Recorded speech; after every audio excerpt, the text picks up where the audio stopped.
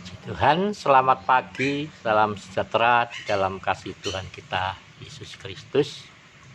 Ya, mohon maaf agak siang karena hujan ya sepanjang malam hingga pagi hari ini masih hujan, cuacanya mendung. Tapi bukan karena itu saya telat ya, tapi karena baru pulang dari pasar karena hujan tadi, jadi ke pasarnya agak terlambat ya, saudara. Kembali pagi ini di dalam sapaan pagi yang menyegarkan jiwa, saya ingin mengajak saudara untuk membaca di dalam Injil Matius pasal 5 ya, Injil Matius pasal 5, judul perikopnya adalah khotbah di bukit. Dan hanya satu ayat saja yang kita akan baca di dalam ayat yang ketiga ya. Berbahagialah orang yang miskin di hadapan Allah, karena merekalah yang mempunyai kerajaan surga. Puji Tuhan. Di dalam dunia ini faktanya siapa yang mau miskin, saudara? Saya kira nggak ada orang yang mau hidup dalam kemiskinan. Semua orang mau hidup ya di dalam kekayaan, di dalam kelimpahan. Tidak ada orang yang senang untuk menjadi miskin. Tetapi justru ya, saya mau menunjukkan kepada saudara ya rahasia yang sebenarnya bukan rahasia ya, karena itu tertulis dalam firman Tuhan. Tapi yang terlalu sering adalah kita mengabaikan apa yang ada di hadapan kita. Kita seringkali lebih fokus kepada apa yang tidak kita miliki, saudara. Ya, saat kita fokus pada apa yang tidak kita miliki, keinginan-keinginan yang tidak terpenuhi, maka kita akan sulit untuk melihat ke dalam kebenaran firman Tuhan. Ya, mohon maaf, ada gangguan tadi itu. Siaran langsungnya kok terjeda ini, Telkomsel SMS kok masuk di siaran. Puji Tuhan. Nah, jadi saya katakan tadi, kalau kita memfokuskan perhatian kita kepada hal-hal yang belum kita miliki, kita akan cenderung untuk mengabaikan apa yang sebenarnya sudah kita miliki.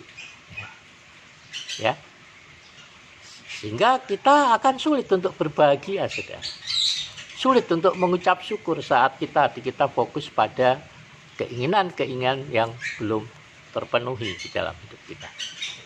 Nah, jadi saya katakan rahasia yang tidak rahasia karena itu sudah tertulis dalam firman Tuhan, hanya masalahnya seringkali kita abaikan. Jadi saya merasakan ikut Yesus itu sungguh-sungguh membahagiakan. Ikut Yesus itu sungguh-sungguh mendatangkan kelegaan. Ikut Yesus bagi saya sungguh-sungguh memberikan kepada saya damai sejahtera dan sukacita senantiasa. Ikut Yesus bukan berarti bahwa kita memiliki segala sesuatu. Ya, seperti saya selalu bilang, saya ini nggak kaya. Artinya kekayaan secara materi yang menurut orang-orang lain harus orang miliki untuk menunjukkan bahwa dia adalah seorang yang kaya. Misalkan punya mobil mewah, rumah, tanah, dan yang lain-lain. Nah, saya tidak memiliki semua itu. Tetapi saya merasa bahwa saya orang yang berbahagia. Ya. Saya merasa saya orang yang selalu melihat betapa baiknya Tuhan di dalam hidup saya. Sehingga saya nggak tertarik dengan perdebatan-perdebatan untuk membuktikan Yesus itu Tuhan atau tidak, Yesus itu firman atau tidak, Yesus itu Bapa atau tidak, dia pribadi yang berbeda dengan Bapa atau satu dengan Bapa.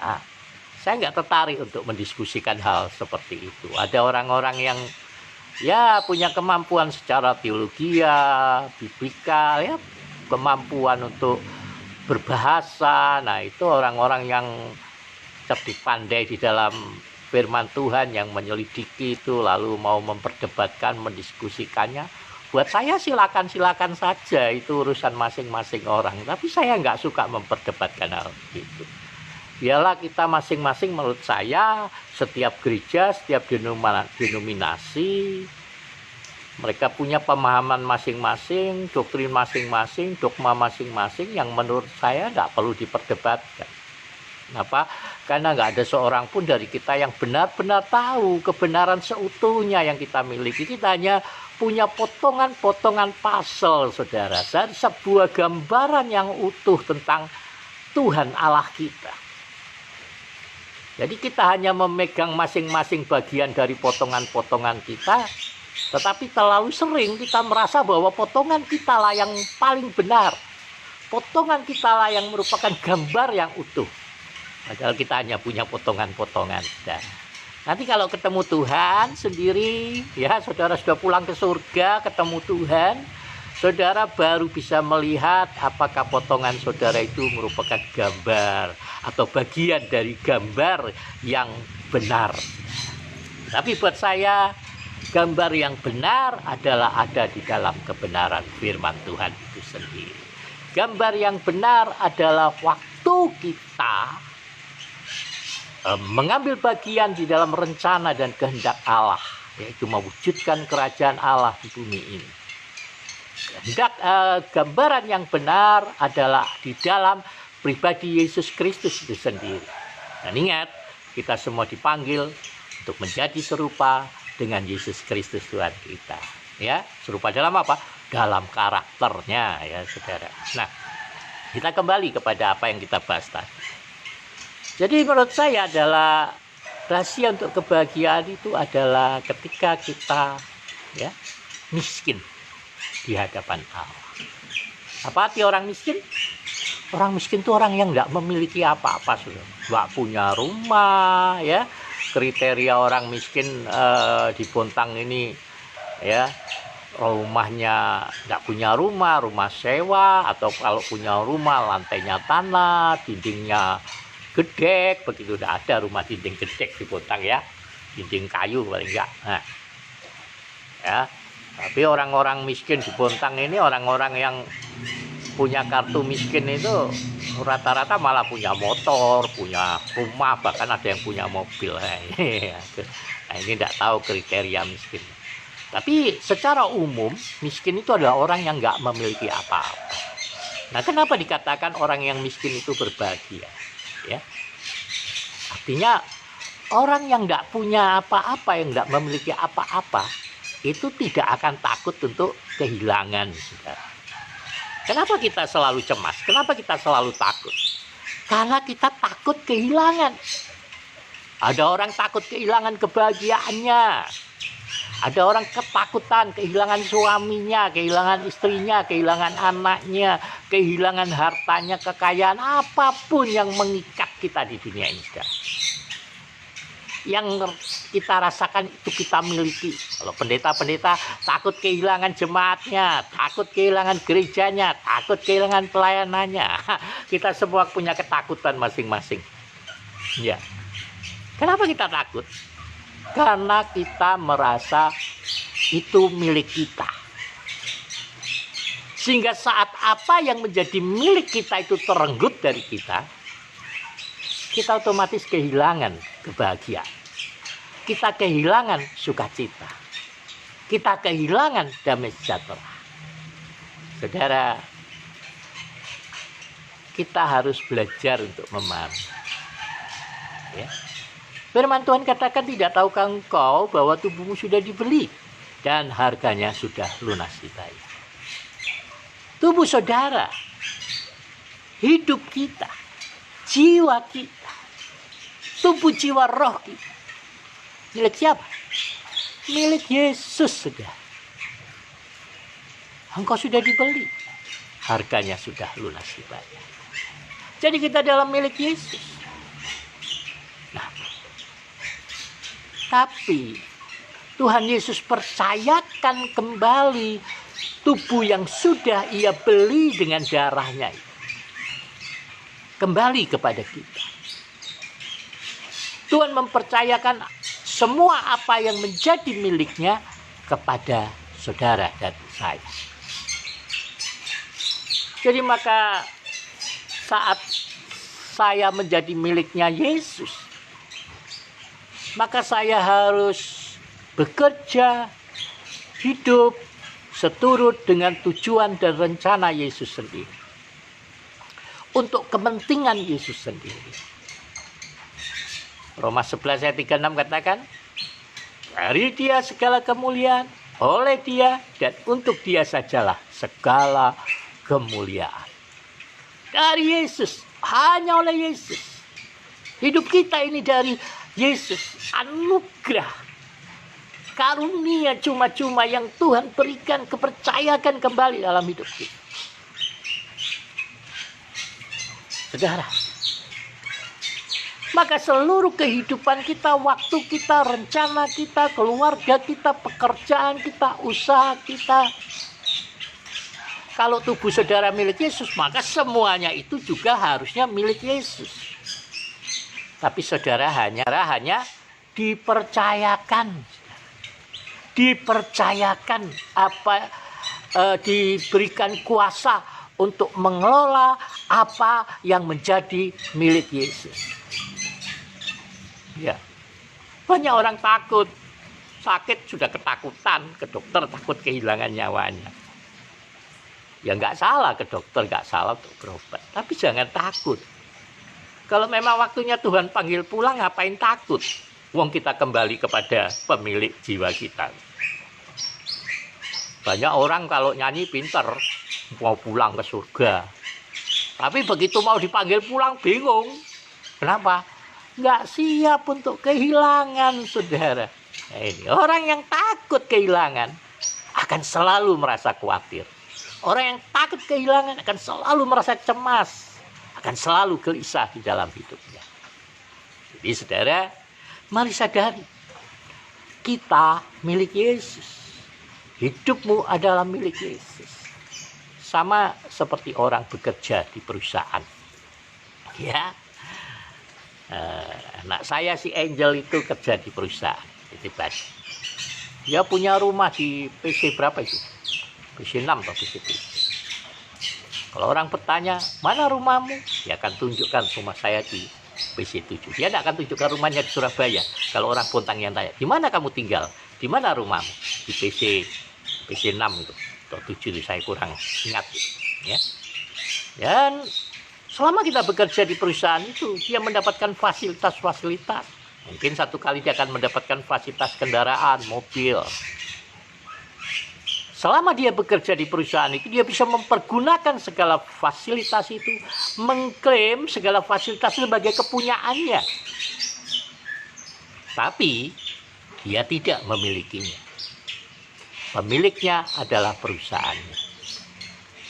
Dia bekerja untuk kepentingan perusahaan. Dia memajukan semua apa yang dia miliki. Dia mencurahkan seluruh pikirannya, isi hatinya di sana untuk memajukan perusahaannya. Ya, sama seperti saudara dan saya. Yesuslah pemilik kehidupan kita. Semua apa yang kita kerjakan hanya semata-mata untuk kemuliaan. Kalau saudara mendapatkan kekayaan, maka kekayaan itu juga harus dipergunakan untuk kemuliaan Tuhan. Jadi jangan khawatir dengan kehidupan. Sama seperti anak saya itu kerja di perusahaan. Maka dia menikmati kemuliaan perusahaan. Menikmati semua fasilitas yang diberikan. Selama dia bekerja dengan baik. Selama saudara melayani dengan Tuhan dengan kesungguhan hati. Melayani Tuhan dengan cinta. Dengan kasih. Ketika kita melayani Tuhan, kita beribadah karena kasih kita kepada Tuhan. Kita melayani karena kasih kita kepada Tuhan.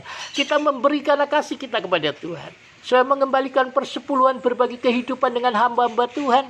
Karena saudara mengasihi mereka dan saudara mengasihi Tuhan. Artinya saudara mengasihi Tuhan, maka saudara mengasihi hamba Tuhan, gembala saudara, hamba-hamba Tuhan yang Tuhan percayakan untuk menjaga jiwa saudara. Untuk mendidik, membimbing saudara. Membawa saudara, mendidik saudara, mengajar, mengarahkan saudara, supaya saudara menjadi dewasa, mempersiapkan saudara menjadi mempelai Kristus. Itu tujuan daripada hamba-hamba Tuhan untuk melayani. Jadi, Bapak Ibu Saudara, mari sadari Kita tidak akan merasa kehilangan kalau kita sadar bahwa itu bukan milik kita. Itu pemilik. Ketika perusahaan, ya, ada dari satu mobil perusahaan PKT waktu itu bisnya ya, nabrak orang-orang karena remnya blong. Banyak orang terluka, malah ada yang meninggal. Menurut saudara, siapa yang akan ngurusin mobil bis itu di kepolisian? Apakah sopir itu? Tidak. Tapi perusahaannya akan mengurus semuanya. Mengganti kerugian orang-orang yang mengalami kecelakaan. Ya mungkin resikonya sopirnya dipecat mungkin. Tapi perusahaan tidak bisa lepas tangan dari semua korban. Perusahaanlah yang harus membackup semua kerugian itu. Nah, jadi artinya ketika orang bekerja di dalam sebuah perusahaan, maka perusahaan bertanggung jawab penuh atas kehidupannya selama orang itu bekerja di sana. Demikian juga dengan kita, bahkan lebih dari itu. Firman Tuhan mengatakan kepada kita, kalau Bapa itu begitu rela, begitu murah hati untuk memberikan putranya yang tunggal itu buat kita, apakah lagi yang Tuhan tidak akan berikan dalam hidup kita? Jadi mari cintailah Tuhan. Layani Tuhan dengan cinta saudara. Layani Tuhan dengan semua cinta yang ada di dalam diri saudara. Maka percayalah, saat mengerjakan apa yang menjadi kehendak Bapa, Bapa akan bertanggung jawab penuh atas hidupmu. Bapa akan memberkati usaha dan pekerjaan, roti dan air, dan akan menjauhkan segala penyakit dari hidupmu. Jadi, apakah saudara masih takut kehilangan? Atau beranikah saudara, beranikah kita meletakkan pengharapan kita sepenuhnya kepada Yesus? Menyerahkan hidup kita sepenuhnya kepada Yesus. Melayani hanya untuk kepentingan Yesus. Kemuliaan Yesus. Sebab saat kita menderita bersama-sama dengan Yesus, saat kita siap untuk menderita bersamanya, kita akan dipermuliakan juga bersama-sama dengan Dia. Puji Tuhan, selamat pagi, salam sejahtera, salam sehat buat kita semuanya. Sampai bertemu di esok pagi. Kalau ada pertanyaan, sudah bisa inbox saya, saudara. Tapi jangan minta doa sama saya nggak pintar berdoa. Tapi kalau saudara ingin tahu bagaimana dan siap untuk menjadi seorang pemenang, saudara bisa menghubungi saya. Tuhan Yesus memberkati kita semuanya. Kembali, salam sejahtera.